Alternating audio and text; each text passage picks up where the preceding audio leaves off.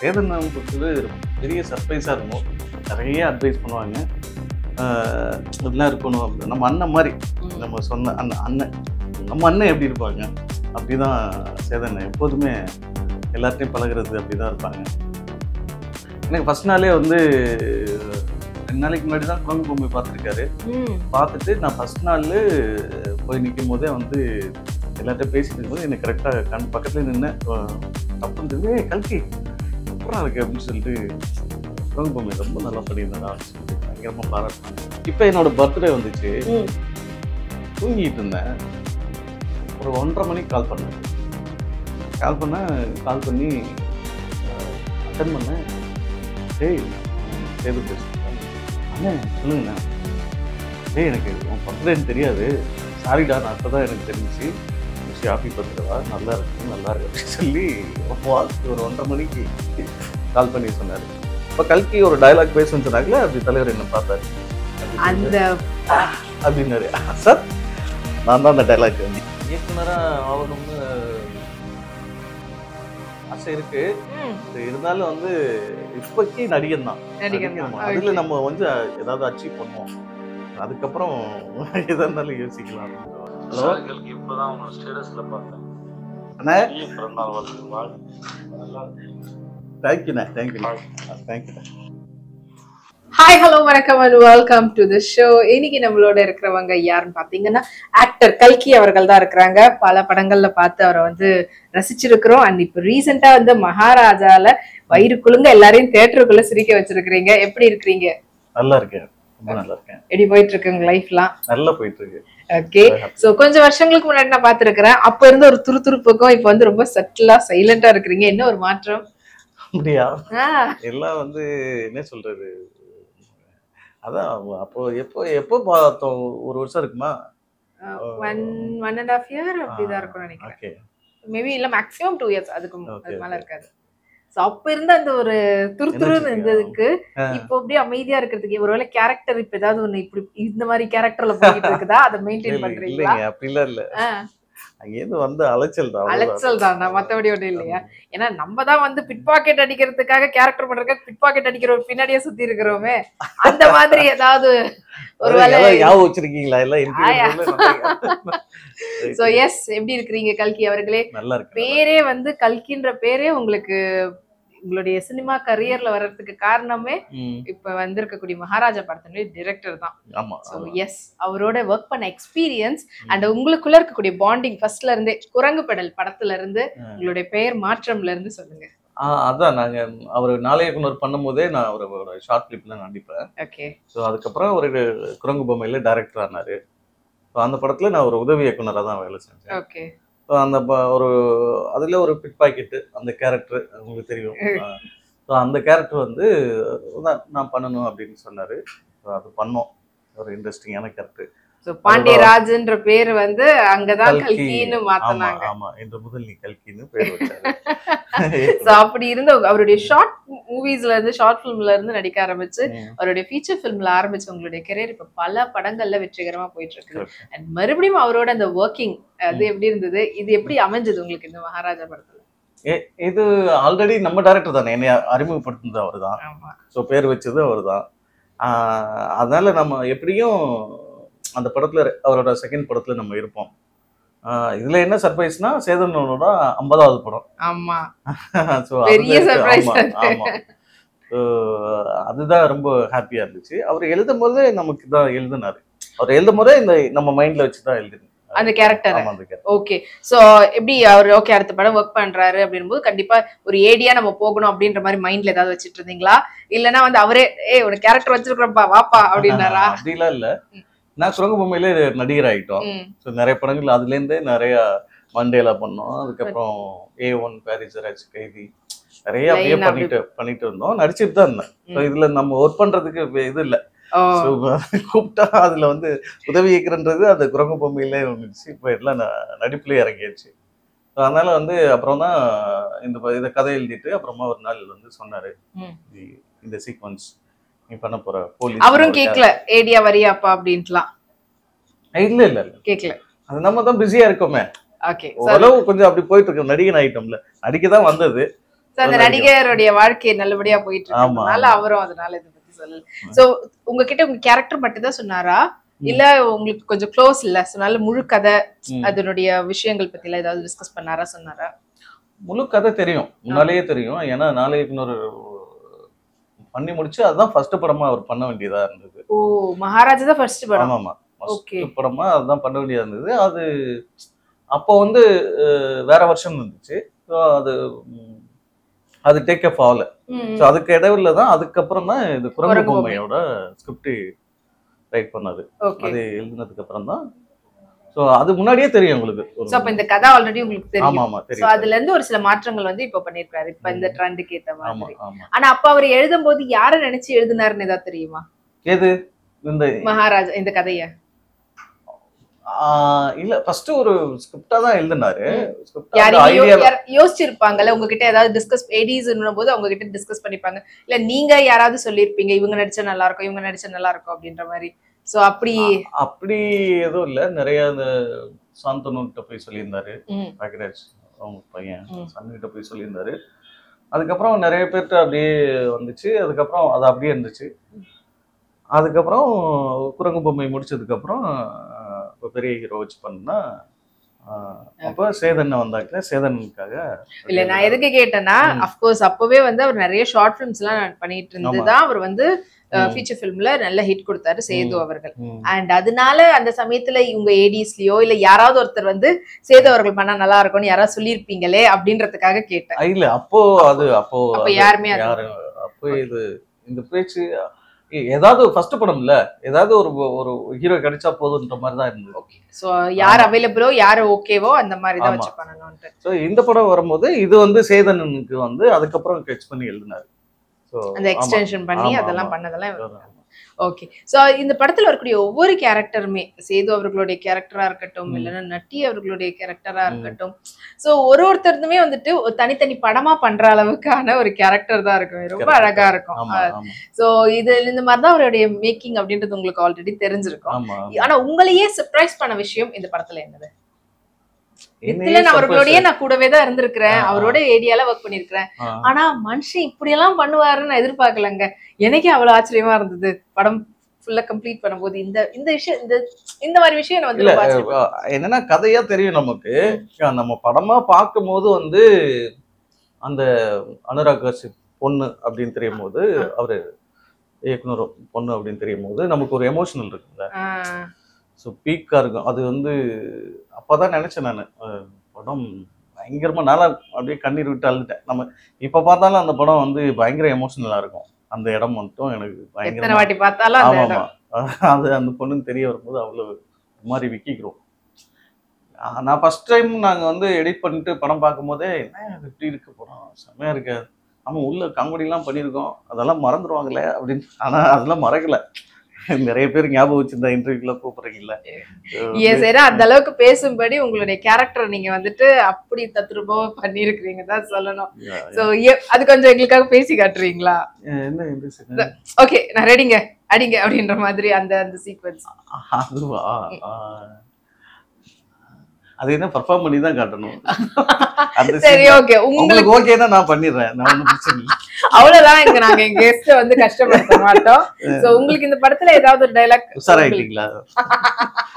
நாங்க கஷ்டப்படுத்த மாட்டோம் தான் சொன்னோம். அதனால கூப்பிட்டு வச்சு நம்ம கஷ்டப்படுத்த கூடாதுல.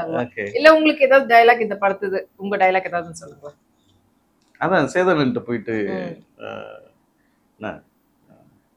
குப்பத்தொட்டிய கணமா 5 லட்சம் வேண்டாம் 4 லட்சம் ரூபா கொடு, உன் குப்பத்தொட்டி நான் கண்டுபிடிச்சிருக்கேன். அதுக்கு அவர் கம்முன்னு இருப்பாரு. 3 ரூபா கொடு முடிச்சுக்கலாம் அப்படின்பா.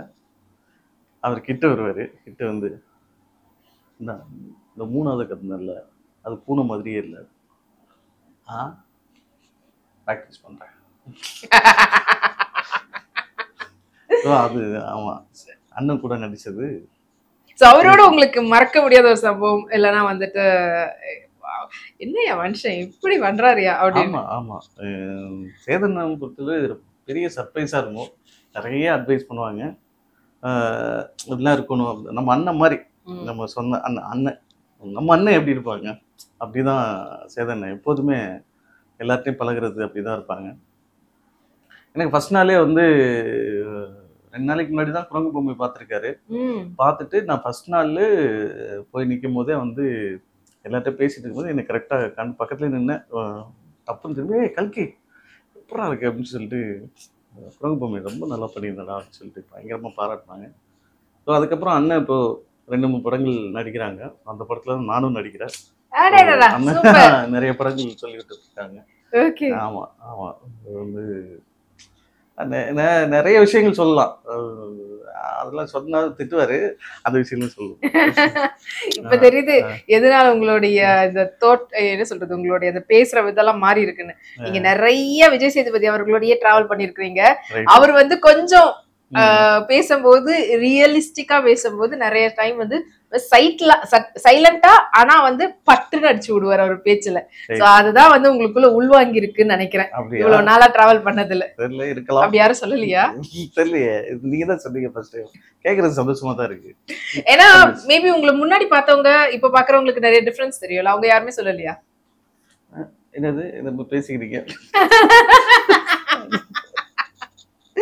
அப்படி யாருமே சொல்லலையான்னு கேட்டேன். ஃபர்ஸ்ட் கொஞ்சம் திருத்துறன்னு இருந்தப்பா, இப்ப அப்படி எல்லாம் இல்லையப்பா, அப்படி யாருமே சொல்லலையான்னு கேக்குறேன். அப்படியா? அப்படி யாரும் சொல்லலையா? இல்ல இதுவாதான் இருக்கு. ஓகே சரி. உங்களுடைய இந்த சேது அவர்களோட இந்த படத்துல எனக்கு மறக்க முடியாத இந்த ஒரு விஷயம், இது என்னுடைய லைஃப் டைம்க்கு நான் அப்படியே சேவ் பண்ணி வச்சுப்பேன் அப்படின்னு சொல்லக்கூடிய ஒரு விஷயம் அப்படின்னா, இப்ப என்னோட பர்த்டே வந்துச்சு. தூங்கிட்டு இருந்தேன். ஒரு 1:30 மணிக்கு கால் பண்ணாரு. கால் பண்ணி அட்டன் பண்ணேன். டேய் சேது பேசுறேன். அண்ணே சொல்லுங்கண்ணே. டேய் எனக்கு உன் பர்த்டேன்னு தெரியாது, சாரிடா, நான் இப்போதான் எனக்கு தெரிஞ்சு. விஷயம் ஹாப்பி பர்த்டேவா, நல்லா இருக்கு அப்படின்னு சொல்லி வாழ்த்து ஒரு 1:30 மணிக்கு கால் பண்ணி சொன்னாரு. அது ரொம்ப சந்தோஷமா இருந்துச்சு. எப்படி இருந்திருக்கும், என்ன ஆக்சுவலி அட்டன் பண்ணும்போது வேற என்னவா இருக்குமோ அப்படின்ற மாதிரி ஒரு யோசனை இருக்கும். இந்த டைம் ஆச்சு சடனா ஒரு விஷ் பண்றதுக்காகவா அப்படின்னும் போது டெஃபினெட்லி இது வந்து நைட் அவரும் வந்து டயர்ல இருந்திருப்பாரு. அப்பதான் தெரிஞ்சிருக்கும் போல் இருக்கு. நானும் லேட்டா தான் ஒரு ஸ்டேட்டஸ் வச்சேன். ஸோ அப்போ தெரிஞ்சுட்டு சூப்பர் விஷ் பண்ணாரு. டெஃபினெட்லி இது வந்து லைஃப் டைமுக்கான ஒரு சூப்பரான ஒரு விஷயம் தான். அண்ட் உங்களுக்கு எப்படி இப்ப சேதுபதி அவர்களோட நல்ல ஒரு காம்போ இப்போ இருக்குது, டிராவல் பண்ண போறீங்க, அடுத்தடுத்த படங்களை நாங்க வந்து பார்க்க போறோம், அதெல்லாம் கேட்கறதுக்கு ரொம்ப எக்ஸைட்டடா தான் இருக்குது. பட் இதுக்கு முன்னாடி சந்தானம் அவர்களோட காம்போ உங்களுக்கு வந்துட்டு சூப்பரா அமைஞ்ச ஒரு காம்போ. ஸோ அவர் இப்போ அவருடைய அடுத்த படங்கள்ல ஏதாவது இருக்கிறீங்களா? அண்ட் இப்போ ரீசெண்டா அவர் ஏதாவது பாத்தீங்களா? ஏதாவது பார்த்தேன். ரீசெண்டானா வந்து அண்ணனை, அதாவது மகாராஜா ரிலீஸ்க்கு அப்புறம் இன்னும் பார்க்கல. ஓகே. மகாராஜா ரிலீஸ் அதான் போய் பார்க்கணும், அண்ணனை பார்க்கணும். அப்போ இப்போ லாஸ்ட் நாங்க வடக்குப்பட்டி ராமசாமி பண்ணோம். அந்த படம் பண்ணோம். நிறைய படம் நான் வரிசையா இப்போ அடுத்த படம் கூட அண்ணன் கூட பண்ண போறேன். டிடி ரிட்டர்ன்ஸ் 3 நினைக்கிறேன். சொல்லாமான்னு தெரியல, நான் சொல்லிட்டேன். சொல்லாம தெரியல சொல்லி சொல்லிட்டாரு. ஓகே. அந்த படம் பண்றேன். ஃபர்ஸ்ட் நான் வந்து A1ல தான் சந்தனம். ஆமா, A1 அந்த டயலாக் சொல்றீங்களா? மொட்டை ராஜேந்திரன் அவர்கிட்ட போன்ல பேசுறது. ஓ அதுவா? மொட்டை ராஜேந்திரன் வந்து கால் பண்ணுவாரு. டேய் என்னடா ஆச்சு, என்ன ஏன் லேட்டுன்னு. ஓ அந்த ஆடிஸ்க எடுத்து நெருப்பு வச்சு கொளுத்திக்கினே வந்தனா, அப்படி இருந்த முடியாதுன்றான். ஆடிஸ்க்கு நெருப்பு வச்சு கொளுத்தினியா? டேய் என்னடா, நோ அந்த பையனோட நம்பர் கிடைச்சிச்சுன்னா ஈஸியா எடுத்துடலாமாண்ணா அந்த வீடியோவை அப்படின்னு சொல்லுவேன். அப்படியா, சொல்ல வேண்டியதா அப்படின்னு சொல்லிட்டு நம்பர் அனுப்பிச்சுடுவேன். இப்போ நான் சந்தானம் கால் பண்ணுவேன். வா நான் தான் அவரோட பிஏ பேசுறேன். அவன்லாம் ஒண்ணுமே இல்லப்பா, அந்த அண்ணன் தான் எல்லாமே. நீ முதல்ல அந்த வீடியோ எனக்கு அனுப்பிச்சு விடுப்பா அப்படின்னு நான் சொல்லுவேன். உடனே சொல்லுவேன், எந்த வீடியோனா? தாப்பா உங்களுக்கு அனுப்பிச்சேன்ல, அந்த வீடியோ என்கிட்ட டெலீட் ஆயிடுச்சு, அது ஒன்றை மட்டும்தான் இருக்கு, அதான் அப்படின்னு சொல்லிட்டு இது ஒரு சீன் போகும். அப்ப திருப்பி அவரு கால் பண்ணி மிரட்டி இருப்பாரு. இப்ப கால் பண்ணுவாரு, டேய் தண்டச்சோறு என்னடா பண்ண அப்படின்னு கேட்பாரு. சும்மா திட்டிகிட்டே இருக்காண்ணா, என் அக்கானா எனக்கு உசுர்னா, சின்ன வயசுல இருந்து எடுத்து வளர்த்து இவ்வளவு தூரம் ஆளாகி இருக்குன்னா அப்படின்னா டேய் நான் நீ என்னடா என்ன சொல்ற, நீ பேசுறேன், நீ என்னடா என்னடா பேசுற? பேசுற அப்படின்னு அவரு கேட்பாரு. ஏன்னா எங்க அக்கா தான் சைன் லைன்ல வருது. இதானே தேங்க்யூ கேட்டுதான் பேசி காட்டுனதுக்கு. அண்ட் அடுத்து எப்போ இந்த காம்போ நாங்க பாப்போன்ற ஒரு பெரிய ஆர்வம் தான் இருக்குது. ஏன்னா இதுல வந்து முட்டராஜேந்திரன் அவர்களோட காம்போ, அதுவே வந்து பாரிஸ் ஜெயராஜ்ல பாத்தீங்கன்னா ஃபுல் அண்ட் ஃபுல் சந்தானம் அவர்களோடய டிராவல் பண்ணிருக்கீங்க. ஸோ அதுக்கு அடுத்தடுத்த படங்களும் இருக்குது. அண்ட் சந்தானம் அவர்களோட காம்போல உங்களை வந்து மறுபடியும் வடக்குப்பட்டிக்கு அப்புறமா பாக்குறதுல இதெல்லாம் லீக் விட்டுருக்கீங்க, டிடி ரிட்டர்ன்ஸ்ல அடுத்து பார்க்கலாம் அப்படின்னு சொல்லியிருக்காங்க. ஸோ பார்ப்போம், அது என்ன மாதிரி கேரக்டர்லாம் தெரியல, சொல்லியிருக்காங்க. ஓகே. ஸோ இன்னும் வேற யாரோட எல்லாம் படம் இப்போ நடிச்சிட்டு இருக்கீங்க? இப்போ சூதுகம் 2 வருது. மிர்ச்சி சிவா. ஆமா, அண்ணன் நடிச்ச படம் தான், மக்கள் செல்வன். ஃபர்ஸ்ட் பார்ட்ல இப்போ வந்து மிர்ச்சி சிவா. ஆமா, அகில உலக சூப்பர் ஸ்டார் நடிக்கிறாரு. அதுல ஒரு த்ரூ அவுட்டா நானும் மிர்ச்சி சிவா சார். மிர்ச்சி சிவாவுடைய உங்களுக்கு ஆமாமா த்ரூ அவுட்டா அதுல இருப்பாங்க இல்லைங்களா, அந்த மாதிரி இதுல நாங்க ஒரு 3 பேர். ஓகே. இதுல த்ரூ அவுட்டா பண்ணியிருக்கோம். ரொம்ப நல்லா வந்திருக்கு படம். அதுக்கப்புறம் வந்து வேட்டையன் தலைவர் கூட, அதுதான் கேக்குறேன் நானு. ஒரு பகத் பால் சாரோட ஒரு காம்பினேஷன், தலைவரோட ஒரு சின்ன காம்பினேஷன். பகத் பால் சார் கூட தான் எனக்கு இருக்கும். ஆமா. ஓகே சார், தலைவரை பார்த்தது எப்படி இருந்தது? தலைவரை பார்த்து தான் என்ன சொல்றது, நான் வேற ஒரு படத்துல இருந்தேன், திடீர்னு வந்து ஃபோன் பண்ணி நாளையிலேருந்து டேட் இருக்கானுங்கண்ணா, வேற ஒரு படத்துல என்ன யார் படங்க அப்படின்னா, தலைவர் சூப்பர் ஸ்டார் படங்க, டேட் இருக்கு சார், எப்பயிலேருந்து நான் ரெடி தான், இருக்கு எங்கன்னு சொல்லுங்க இப்பவே வந்து. அப்புறம் நீங்க எங்க இருக்கீங்கன்னு கேட்டாங்க. நான் வந்து இந்த மாதிரி கோயம்புத்தூர்ல இருக்கு சார். கோயம்புத்தூர்ல இருந்து இங்க வர முடியாது. இல்லை சார், நான் ஒன்றும் இல்லை, இந்த ஃப்ளைட் டிக்கெட் போட்டு நானே வந்துடுறேன், உங்களுக்கு எந்த சிரமம் இல்லை, நாளைக்கு காலையில் அங்கே இருப்பேன் அப்படின்னு நான் சொன்னேன். இல்லை நாங்களே செக் பண்ணிட்டு அப்புறம் அவங்களே டிக்கெட் போட்டாங்க. அப்புறம் யோகி பாபன் நடிச்சிருந்தாங்க, அவர்கிட்ட சொன்னேன் நான், ஆனால் இந்த மாதிரி இருப்போம் சூப்பர் அப்படின்னா, அவர் தான் வந்து ஏர்போர்ட்ல ட்ராப் பண்ணாரு. அடுத்த நாள் வந்து தலைவரை பார்த்தாச்சு. அப்பா, கோயம்புத்தூர்ல இருந்து தபால்னு அடுத்த நாள், அதாவது யதார்த்தமா வந்த ஒரு இதுவே கரெக்டா வந்து பார்த்தாச்சு.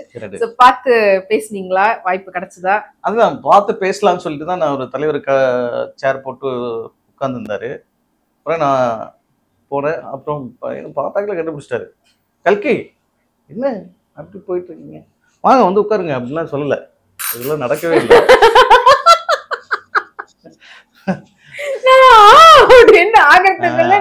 அதெல்லாம் ஒன்றும் நடக்கல. உட்கார்ந்து இருந்தாரு, நான் குறுக்க மறுக்க போயிட்டு இருந்தேன். சரி அப்படி கூப்பிடுவாரோ அப்படின்னு நினைச்சிட்டு கூப்பிட்டுருந்தேன். நானும் வடிவேல் மாதிரி அப்படிலாம் சவுண்ட் விட்டுலாம் போனேன். அவரு ஒன்றும் கண்டுக்கல.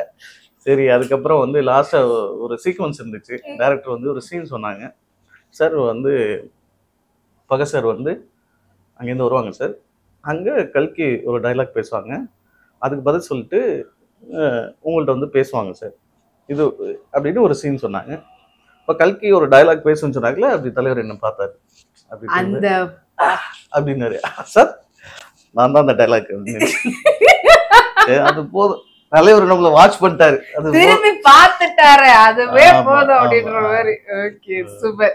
சோ அவர் முன்னாடி இப்ப டைலாக் பேசிட்டீங்க. ஆமா, பதட்டம் இல்லாம. இல்ல பகத் சார் கூட தான் காம்பினேஷன் இருக்கும். எங்களுக்கு பகத் சார் தான், ஆனா ஒரே ஃப்ரேம்ல இருக்கும்.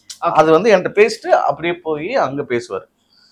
அந்த மாதிரி நிறைய சொல்லக்கூடாது. ஐயோ நீங்க எல்லாமே சொல்லக்கூடாது இருந்தாலும் ஒரு ஹாப்பி தான் சொல்லிடுறது. அண்ட் அப்போ அந்த ஒரு சீன்னாலும் அதுவே வந்து லைஃப் டைமுக்கு நம்மளுக்கு வந்து இது போதும் ஐயா அப்படின்ற அளவுக்கு தானே இருந்திருக்கும். தலைவரோட வந்தாச்சு, அது ஃப்ரேம் ஒரு ஃப்ரேம்ல அப்படி வரும், அதுவே போதுமேட்டு. ஸோ ஃபஹத் ஃபாசில் எல்லாருக்குமே இப்போ பயங்கரமான ஒரு ஃபேன் பேஸ். கேரளால இருந்து வந்து தமிழ்நாட்டுல எக்கச்சக்கமான ஃபேன் பேஸ் வாக்கிடும். அது இல்லாம நடிப்பு புயல், மனுஷன் வந்து எப்படி எப்படியே நடிப்பாரு. ஆமாமா, எப்படி இருந்தது அவரோட ஒர்க் பண்றதுக்கு? அதான் அவர் கூட ஒர்க் பண்ணும்போது ஜாலியா அவர் இது பண்ணிட்டாரு. அவர் பயங்கர எனர்ஜெட்டிக்கான பர்சன். ஒரு சைக்கிள் சொன்னோம்னா அப்படி கற்பூர மாதிரி அப்படி டப்புன்னு ஓகே ரெடி. பேப்பர் பார்த்து இது சீன் சொன்னோம்னா அது அந்த இது மாதிரி தான், அந்த ரோபோல ரஜினி சார் அந்த மாதிரி தான் சீன் பேப்பர்லாம் அது போயிடுவாங்க. நாமெல்லாம் வந்து மனப்படம் பண்ணி கேரக்டர்களை இது பண்ணி நம்ம என்ன பண்ணலாம் அப்படின்னு பல மைண்ட்ல ஓடிட்டு இருக்கோம். இதை இப்போ இப்படி பண்ணலாமா அப்படி பண்ணலாமா, அதெல்லாம் கிடையாது. அவர் வந்தாக்கல ஓகே சார் அடி பொல்லி அப்படின்னு இறங்கிடுவாரு. So, அவரோட பேசி பழகிருக்கிறீங்களா? அவர் கூட பேசுறதுக்கு வாய்ப்பு கிடைச்சதா? பேசியிருக்கேன். அது ஒன்னா தானே சீன்ல நாங்க ரெண்டு பேரும் காம்பினேஷன் தானே. பேசியிருக்கேன், நிறைய பேசியிருக்கேன். யோகி பாபண்ணன்னு சொல்லியிருந்தாங்க, இந்த மாதிரி பகத் சாரை பார்த்தீங்கன்னா நீ வந்து நான் கேட்டோம் சொல்றா. அப்போ நான் சொன்னேன், சார் யோகி பாபன் உங்களை கேட்டோம் சொல்லி சொன்னாங்க. அப்படியா, ஓகே, நான் கேட்டேன்னு சொல்லுங்க, நான் கால் பண்ணி பேசுறேன் அப்படின்னாரு. Okay okay sir, okay. Super nice. And Yogi Baba அவர்களோட இப்ப என்ன படம் போயிட்டு இருக்குது? யோகி பாபன் கூட மாணிக் பாஷான்னு ஒரு படம் போயிட்டு இருக்கு. அது தலைவரோட டைட்டில். ஆமா ஆமா. கார்கின்னு ஒரு படம் வந்துச்சுல, அந்த படத்தோட டைரக்டர் தான் ப்ரொடியூஸ் பண்றாங்க. Okay okay. ஒரு ஷாம்னு ஒரு டைரக்டர் டைரக்ட் பண்றாங்க. காமெடி ஜானரா இல்லனா comedy genre? Okay. Full humour, வெறித்தனமா இருக்கும், செமையா இருக்கும் படம். படம் வந்தாவே சமத்தி. அவரோட த்ரூ அவுட் வரீங்க? த்ரூ அவுட் ஒரு ஃப்ரெண்ட் கேரக்டர். ஸோ த்ரூ அவுட்டா இருக்கும். என்னை போய் கடத்திடுவாங்க, என்னை காப்பாற்றலாம் வருவார். நல்லா இருக்கும் அந்த படமாவே, சூப்பராக இருக்கும். அதில் வந்து வில்லனா வந்து நம்ம சம்பூர்ண ரமேஷ் அப்படின்னு ஒருத்தர் இருக்காரு, தெலுங்கு நடிகர். ஆமா. அந்த இதயத்தெல்லாம் பிச்சு வெளியில தூக்கி கண்ணாடி வழியா வருது. ஸோ அவரை வில்லனா நடிச்சிருக்காரு. செம காம்போவா இருக்கும் அந்த படம். ஆமா, இருக்கும். அண்ட் எஸ் கல்கி அவர்களுடைய கொஞ்சம் அவருடைய அந்த புதுக்கோட்டை பக்கத்துல இருந்து வரலாமா? வரலாமே, இதுதான் வந்திருக்கோம், வரலாம். சோ புதுக்கோட்டையில எல்லாம் இப்ப என்ன சொல்றாங்க? உங்க ஊர் பக்கத்துல உங்க மக்கள், உங்க சொந்தக்காரவங்க எல்லாம் என்ன சொல்றாங்க? ரொம்ப ஹாப்பியா இருக்காங்க, ரொம்ப சந்தோஷமா இருக்காங்க. இன்னும் வந்து நான் மகாராஜா படம் ரிலீஸுக்கு அப்புறம் நான் இன்னும் போகல, ஊருக்கு போகல. இப்போதான் போகணும். நான் ஆல்ரெடி எல்லாம் படம் பார்த்துட்டு ஃபோன்ல பேசிட்டேன்.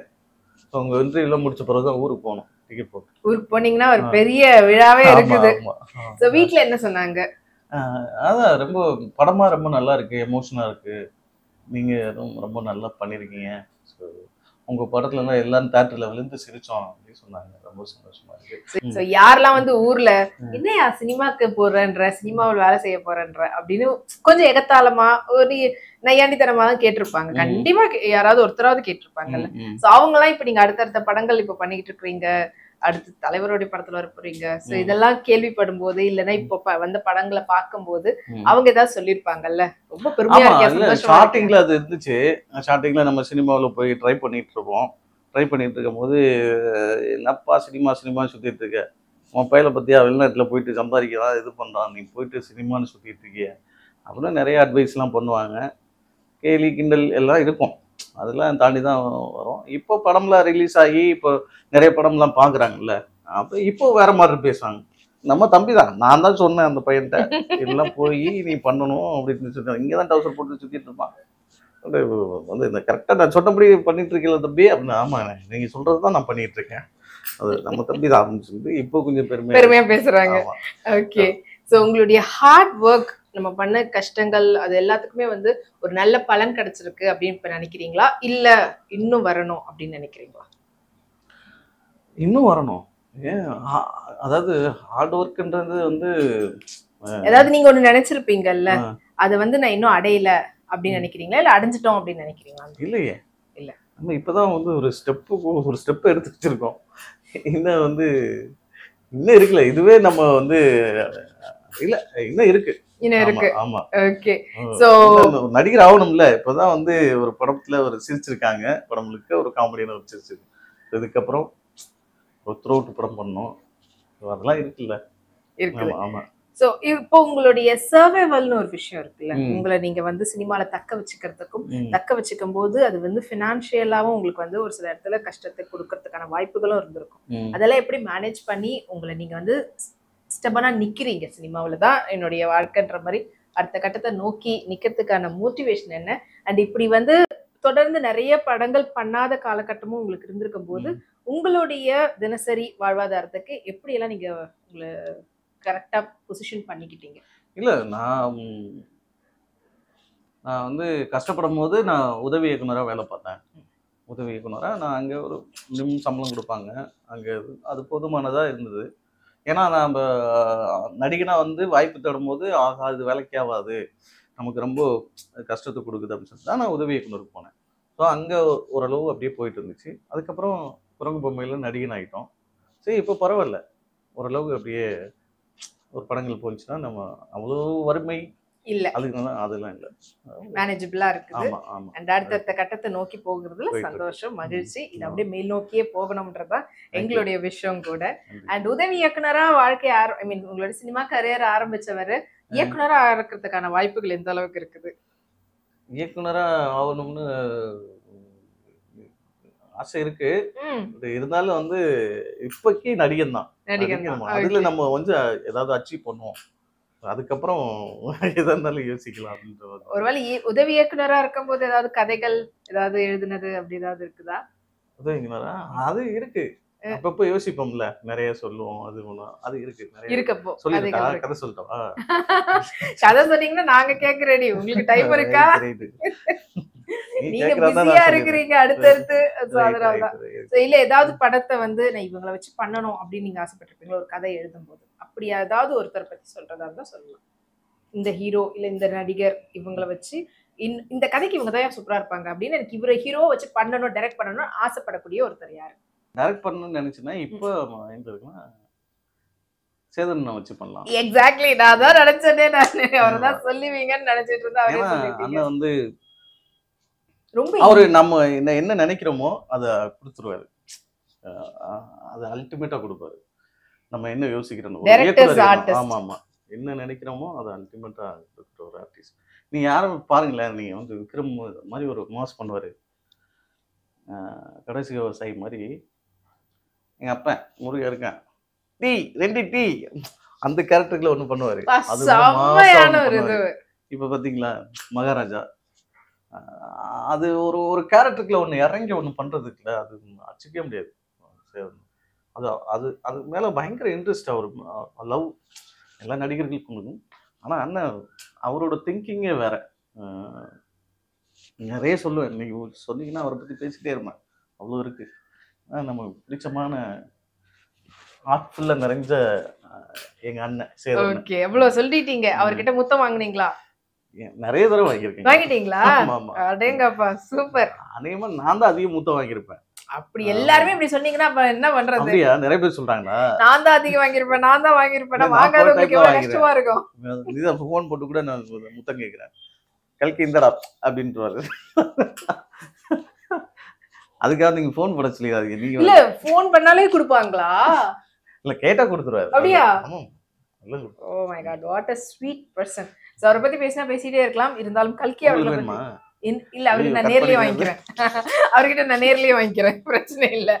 as a fan girl யாருக்குனாலும் அவர் வந்து பாசத்தை அப்படியே அள்ளி கொடுக்குறாருங்க. சோ அதுல வந்து பியோர் சோல்ஃபுல்னஸ் தான் இருக்குது. சோ அதனால அதை பத்தி பிரச்சனையே இல்லை இப்ப நீங்க சொன்னதுல. அண்ட் கல்கி அவர்கள் அடுத்து ஒரு முழு நீள படத்துல ஹீரோவா நடிக்கிறதுக்கான வாய்ப்புகள் இருக்குதா? நீங்க ஹீரோனியா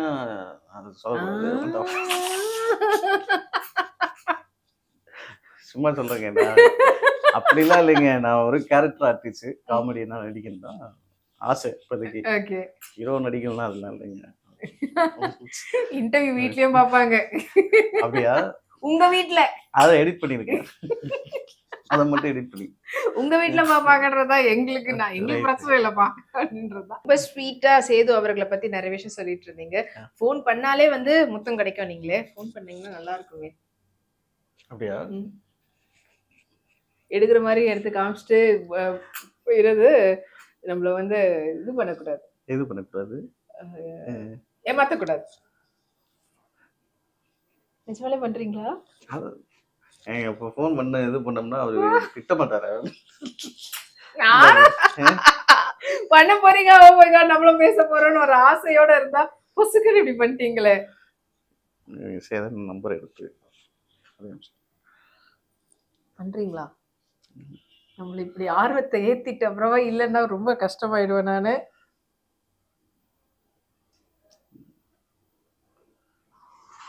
ஹலோ, இப்பதான் உன்னோட ஸ்டேட்டஸ்ல பார்த்தேன். அண்ணா பிறந்தநாள் வாழ்த்துக்கள். நல்லா இருக்கு. தேங்க்யூண்ணா, தேங்க்யூண்ணா.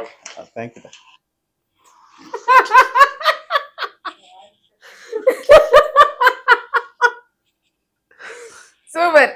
Thank you thank you so much. Thanks a lot. And yes, மகாராஜாவை தொடர்ந்து எப்பவுமே ராஜாவாகவே இருங்க நீங்க அப்படின்ற ஒரு பெரிய வாழ்த்துக்களை நம்மளுடைய மூன் டிவி சார்பாக உங்களுக்கு வாழ்த்துக்களை தெரிவிச்சுக்கணும். தேங்க்யூ.